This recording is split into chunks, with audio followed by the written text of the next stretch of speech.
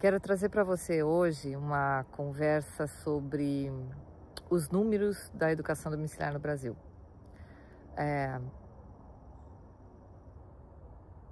Tem alguma coisa estranha aí. Me acompanha. Eu sou Marília Zamoner, sou advogada, mãe educadora e você está no Giz de Casa.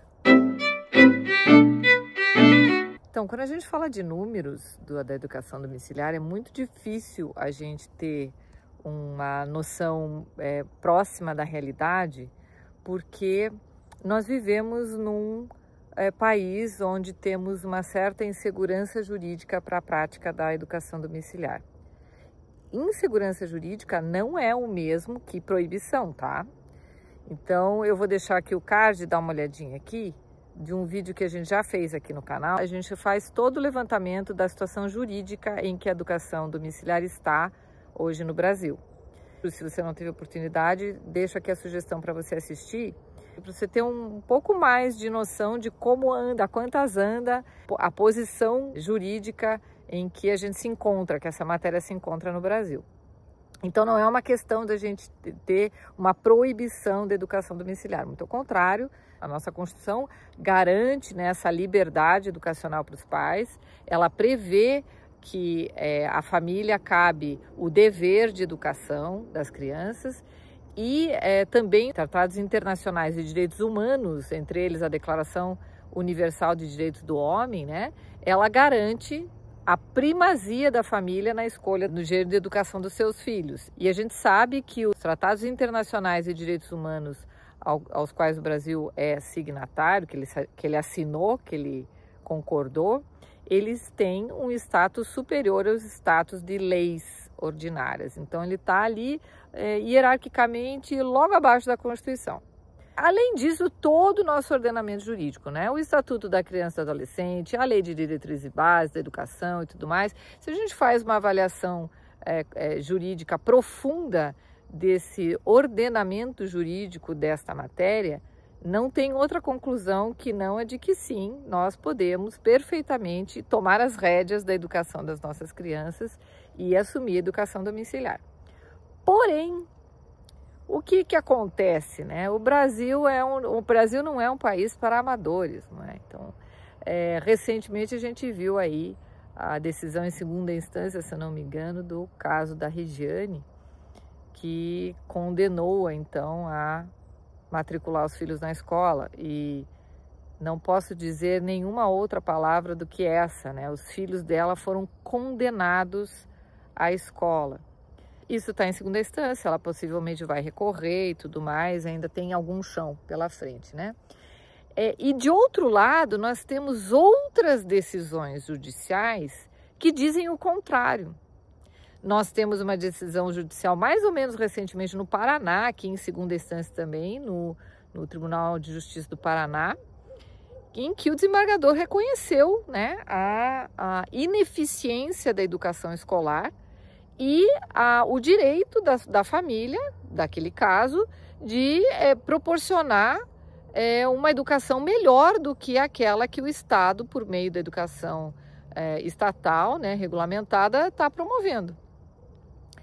Só esse fato, ou qual seja, né, de que nós temos decisões judiciais condenando a matrícula na escola e decisões judiciais reconhecendo o direito da família de educar em casa, a gente já percebe que não tem lei que diz que é proibido. Não tem lei nenhuma proibindo a educação domiciliar. Se tivesse lei, não teria nenhuma decisão favorável à educação domiciliar. O próprio STF, né, diz, não é proibido, mas não há regulamentação. Quer dizer, e daí que não há regulamentação, né? Ao particular é permitido fazer tudo que a lei não proíba, né? Então, se não tem lei proibindo, eu posso sim fazer. De qualquer forma, essa instabilidade nas decisões judiciais é que provoca essa insegurança jurídica para as famílias. Quando você tem um estado de insegurança jurídica, quem quer exercer um direito seu, como é o caso do direito ao exercício da educação domiciliar, a maior parte das pessoas prudentes, elas não divulgam isso. Elas não se abrem para esse tipo de informação. Elas não colocam no jornal, elas não colocam na internet que abraçaram a prática da educação domiciliar, não é? Elas não se associam, elas se mantêm anônimas. Por prudência, essas famílias se mantêm anônimas. Uma situação oposta acontece em países em que há segurança jurídica e que a liberdade é plenamente respeitada, inclusive a liberdade educacional. Um desses países são os Estados Unidos. Lá, todos os estados americanos é permitida, é totalmente legalizada a prática da educação domiciliar. Isso não é uma coisa estranha. Então, as pessoas têm mais segurança dessa prática, de executar essa prática, sem se esconder, sem, vamos dizer assim, sem ressalvas à sua divulgação e informação. Portanto, nos países em que a liberdade é mais assegurada, é mais provável que os números desse país sejam mais confiáveis do que os números relativos aos países cuja segurança jurídica não é tão grande assim, né? Então vamos fazer uma comparação, tá? Nós temos aqui no Brasil a Associação Nacional de Educação Domiciliar. É uma associação, a Constituição garante a liberdade de associação, né? Então, fora a escola, as outras associações são livres, então as pessoas se associam se querem. A ANED, que é a Associação Nacional de Educação Domiciliar aqui no Brasil, ela ela aponta que existe cerca de 75 mil crianças em educação domiciliar no Brasil, tá? Então vamos guardar esse número. 75 mil crianças. Muito bem. Nos Estados Unidos, como eu disse, que é um país mais livre, que você tem segurança jurídica, que as pessoas, não têm nenhuma ressalva para comunicar quem quer que seja a prática desse direito que tem garantido. Vários institutos públicos e privados têm um acesso melhor a esses números, mais fidedigno, eu diria. Nos Estados Unidos hoje, 2025, existem cerca de 3 milhões e 500 mil crianças homeschoolers. Procure esse dado na internet se você tiver curiosidade, né? Então, vamos aqui fazer só uma regrinha de 3. Vamos fazer uma regrinha de 3. Números redondos, como dizia meu avô, a conta de padeiro.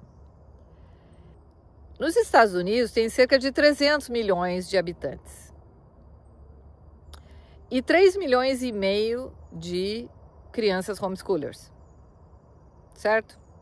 Isso dá cerca de um pouquinho mais do que 1%, não é verdade? 1% da população americana, norte-americana, é de crianças homeschoolers, 1%, tá? No Brasil, nós temos 213 milhões de habitantes. Vamos arredondar para 200 milhões para ficar mais tranquilo? Então, esse 1%, se a gente pegar o mesmo 1%, seriam 2 milhões de crianças no Brasil. Esse número é bem longe de 75 mil, né? Bem longe, eu diria. Mas tá bom, vamos dizer assim, ok, Marília, Estados Unidos, Marília, não é Brasil, né? Por favor, olhe bem, é uma nação rica. Tá bom, então, ok. Vamos cortar pela metade, então? Vamos jogar 0,5%. 0,5%. 0,5% de 200 milhões seria 1 milhão. 1 milhão de crianças no Brasil. Ainda assim, está bem longe de 75 mil, né? Tá. Agora eu te convido a fazer outro raciocínio. Agora para você, que já está nesse universo, que já entrou nisso, que está flertando com esse universo. E aí você vai numa festinha de aniversário com as tuas crianças, de repente você encontra lá pessoas assim que são desconhecidas, você começa a bater um papo, conversar vai, conversar vem, e aí você fala um pouco, né, de assuntos, de amenidades, aí de repente, muito de repente, assim, devagar, você resvala num assunto político e você percebe ali que a família com quem você está falando, ela tem mais ou menos a mesma posição política que a tua, você já fica um pouco mais à vontade e tal. O assunto crianças é inevitável, você está numa festinha, tarará, tarará, a pessoa conta para você que, assim, olha, a gente pratica, sim, educação domiciliar. E você mora lá em Prudentópolis. Olha que legal. Você conheceu alguém que pratica educação domiciliar. Aí, de repente, você tá lá no salão de beleza. E esse assunto, né, que tá assim na tua cabeça, vem e tal, e você comenta, né, que você acha interessante isso com uma colega e outra. Ela diz, olha, eu conheço uma fulana que pratica educação domiciliar e tal. Aí, de repente, não sei por que, você entra lá no Instagram, no YouTube ou em qualquer outra rede social e você acaba tendo contato com um post, por exemplo, que oportunizou várias pessoas a entrarem em contato de acordo com a sua localidade, a sua cidade. E aí você vê aquelas milhares de pessoas buscando outras pessoas na mesma cidade. E você vê as cidades as mais diversas. Você não vê só os grandes centros, não. Você vê cidades muito pequenas, distritos. Aí se você frequenta um clube, você vai no clube e você topa com alguém e tal, e conversa vai, conversa vai. Puxa, também faz. Nossa, você faz educação domiciliar também, que interessante. E eu conheço a fulana e a fulana que também fazem. O que eu tô dizendo aqui para você é o que aconteceu comigo, tá? Para mim, foi assim. Claro, a gente está mais desperto para esse assunto, é verdade. Mas eu encontro famílias que praticam educação domiciliar em tudo quanto é lugar. Nas cidades menores, inclusive. Aí a gente começa a refletir, não é? A gente começa a refletir. Quais são esses números reais da educação domiciliar? Será que esse número de 75 mil crianças está correto? E mesmo assim, eu topo com famílias adeptas à educação domiciliar em tudo quanto é canto? Não faz sentido, né? Não faz sentido. Não faz sentido. Não faz sentido. E a gente não tem como checar esses números. Porque a maior parte das famílias educadoras não querem se expor, com razão. Não querem se expor, são muito discretas. São muito discretas. Mas o que eu posso dizer é o seguinte: você pode estar andando na rua e cruzar com famílias educadoras. Você pode estar no mercado, na padaria, no salão, no açougue, e você está cruzando com famílias educadoras e não sabe. Vou te contar um segredo. Nós somos muitos. Muitas.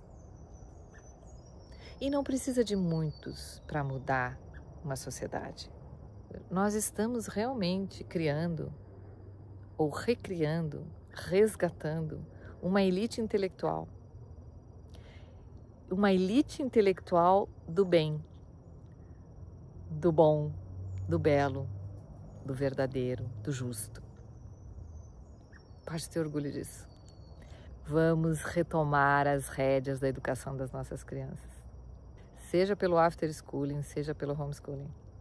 Deixa aqui nos comentários o que é que você acha desses números. Qual que é a tua sensação? Você acha que nós estamos mais para 75 mil crianças ou estamos mais para 1 milhão? Obrigada por assistir e até o próximo vídeo.